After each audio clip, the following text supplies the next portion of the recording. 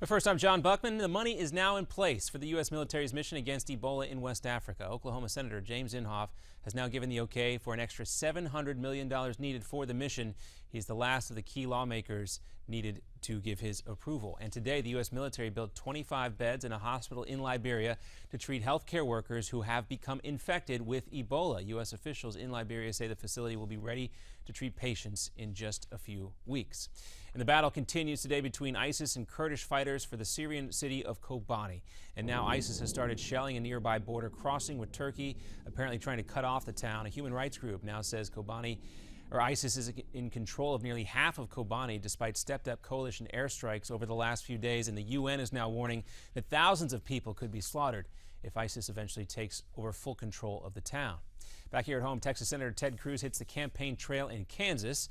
Cruz is trying to rally Republicans in a state that was supposed to be an easy win for the GOP this election cycle. Cruz is supporting incumbent Senator Pat Roberts, despite raising money for Roberts' primary challenger, Milton Wolf. Republicans of all stripes have come to Kansas to stump for Roberts, who is trailing the independent challenger there in that race, Greg Orman, in the polls. Also in Kansas, the state's attorney general asked the Supreme Court there to block same-sex marriage licenses. But earlier today, Kansas did issue the state's first ever same-sex marriage license. The move was made possible by that Supreme Court refusal to hear appeals from other states seeking to preserve gay marriage bans, and a ruling by a district court ordering clerks to start issuing those gay couples licenses. Still, the Kansas state constitution bans the practice.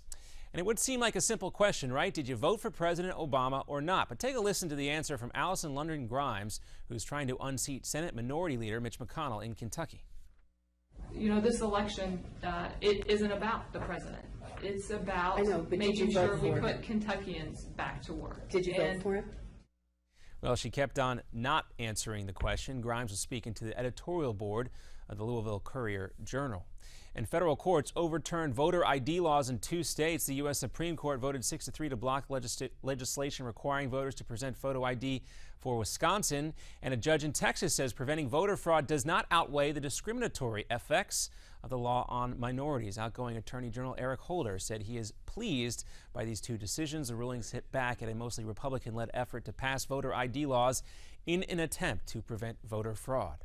And prosecutors in Texas have filed paperwork to arrest NFL running back Adrian Peterson. Peterson actually admitted to smoking marijuana while out on bond. Peterson was in Texas yesterday in a courtroom for a hearing related to his child abuse charges. Lawyers say Peterson intends to plead not guilty.